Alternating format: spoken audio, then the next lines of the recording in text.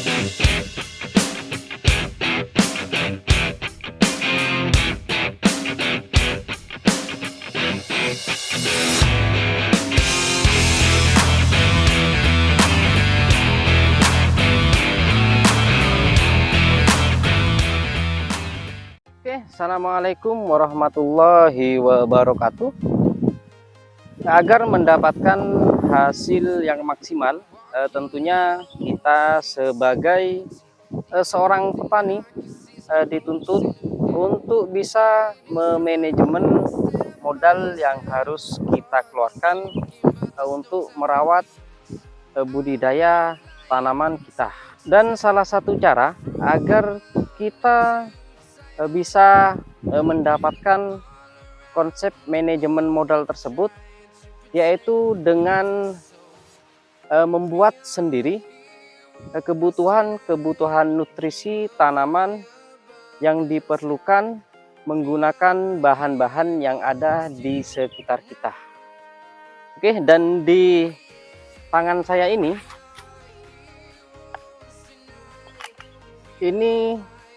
sebuah catatan yang berisi tentang 66 formula untuk membuat pupuk organik sendiri menggunakan bahan-bahan yang sudah ada di sekitar kita.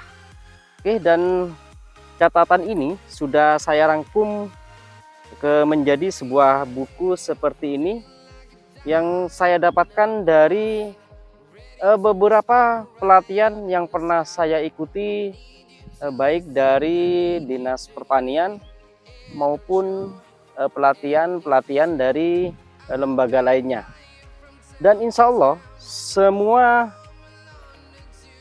pengetahuan yang sudah saya dapatkan ini akan saya share ke teman-teman semua, seperti apa cara pembuatan nutrisi dari bahan organik untuk menunjang kesuburan tanaman kita, baik di fase vegetatif maupun fase generatif. Karena di rangkuman ini sudah saya catat sedetail mungkin dari segi bahan-bahan yang diperlukan sampai konsentrasi aplikasi serta cara pengaplikasiannya pada tanaman. Oke, sebelum itu di konten kita kali ini saya akan membuatkan sebuah tutorial cara membuat tabung fermentasi anaerob dengan memanfaatkan bahan-bahan yang ada di sekitar kita, tentunya dengan cara yang sesimpel mungkin namun masih efektif. Oke, seperti apa tutorial cara pembuatannya? Teman-teman bisa terus menyimak video ini sampai akhir.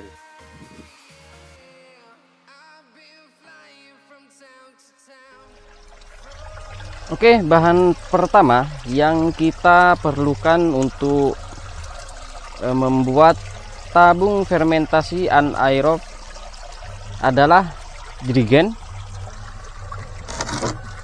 atau tabung pertama.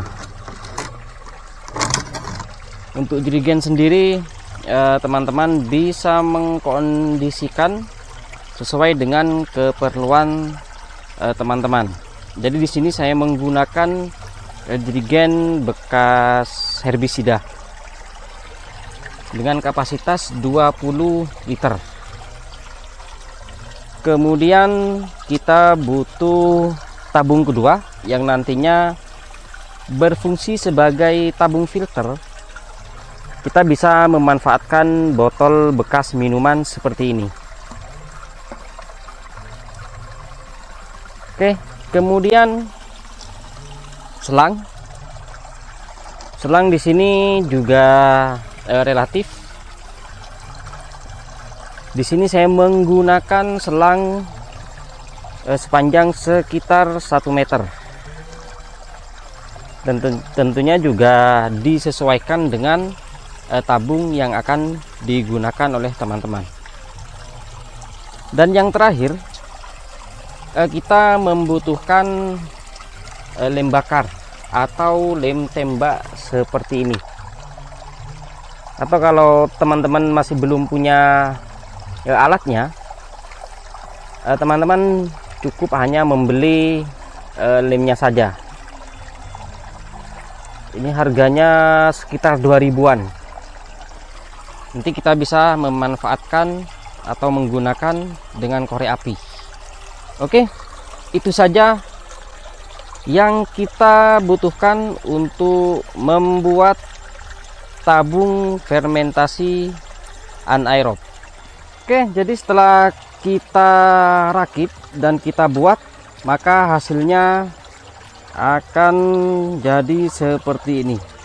Jadi saya kira untuk cara pembuatan dan perakitannya juga sangat-sangat mudah. Teman-teman juga pasti bisa melakukannya di rumah.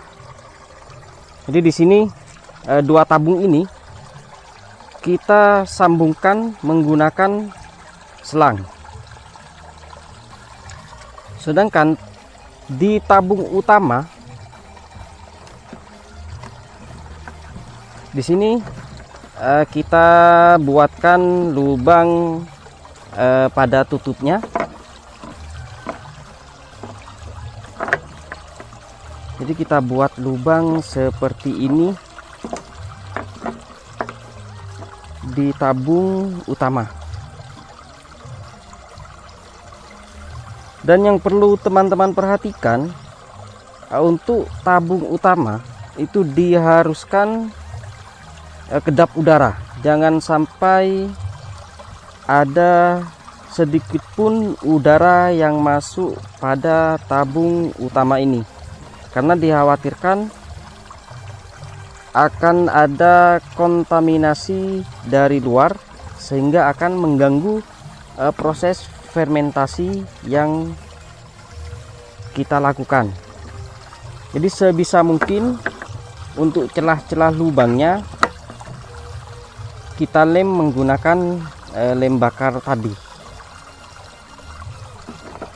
Kita lem di bagian dalam ataupun di bagian luarnya. Dan untuk selang yang ada di tabung utama, kita cukup memasukkannya pendek seperti ini. Karena posisi selang pada tabung utama ini harus berada di atas bahan yang akan kita fermentasi, sehingga dia dapat mengeluarkan gas untuk dibuang ke tabung kedua atau tabung filter. Nah, sedangkan untuk tabung filter atau tabung kedua, kita juga membuatkan lubang di tutup botolnya seperti ini. Nah, selain itu kita juga bisa membuatkan lubang ventilasi. Jadi di sini saya buat 4 lubang di setiap sisinya. Ini juga ada lubang. Karena tabung kedua ini yang nantinya berfungsi untuk mengeluarkan gas dari proses fermentasi yang kita lakukan. Sehingga untuk konsep dasarnya seperti ini, teman-teman. Jadi di sini tabung utama, tempat atau wadah kita membuat fermentasi. Biasanya selang beberapa hari, fermentasi yang kita bikin itu akan mengeluarkan gas yang jika tidak kita keluarkan gas tersebut, lama-kelamaan tabung ini bisa meledak. Oleh karena itu, selang ini berfungsi untuk mengeluarkan gas yang ada dari tabung utama ini. Jadi dikeluarkan, masuk ke tabung kedua atau tabung filter, sehingga dari tabung filter ini gas bisa dikeluarkan keluar. Oke.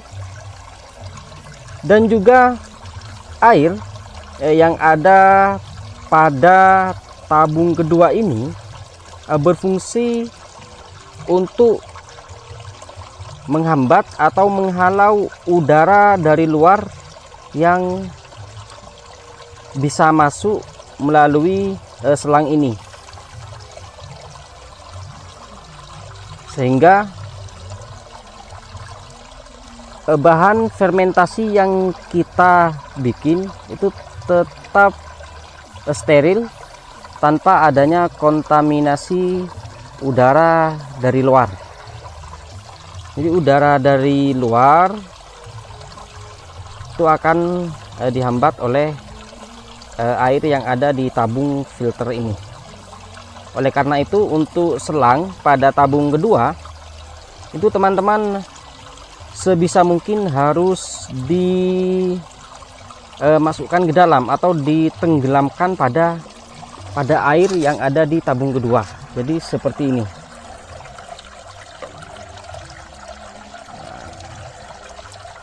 Sini selangnya harus berada di dalam air untuk mencegah masuknya udara dari luar.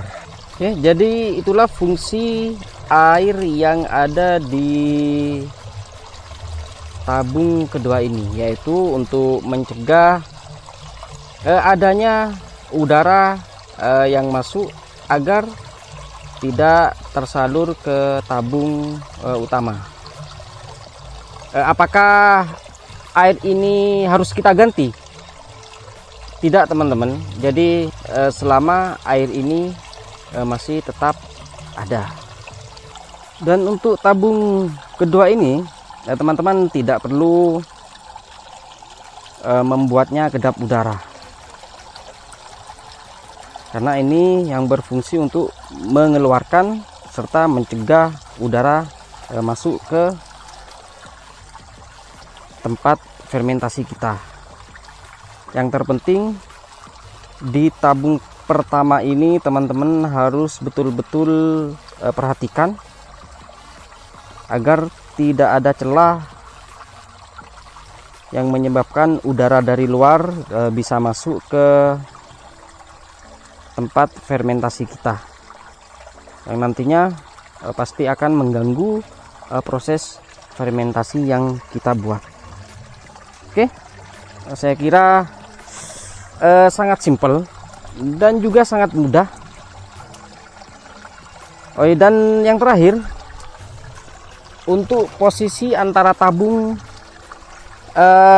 utama ini dan tabung kedua, ketika kita meletakkan atau menempatkan, diharuskan posisi tabung kedua ini harus lebih rendah daripada tabung utamanya, agar air yang ada di tabung filter ini tidak masuk ke tabung utama. Jadi misalkan kita letakkan di gudang atau di tempat pupuk teman-teman, posisinya harus lebih rendah tabung filter ini. Oke, saya kira cukup simpel dan cukup mudah. Teman-teman tinggal mempraktekannya saja. Oke, demikian video saya kali ini. Semoga video tadi bisa memberikan manfaat bagi teman-teman semua dan juga bisa menambah wawasan bagi teman-teman petani milenial yang ada di seluruh Indonesia. See you in the next video, dan kita akan langsung mempraktikkan bahan apa saja yang kita perlukan untuk membuat nutrisi organik serta bagaimana cara pengaplikasiannya.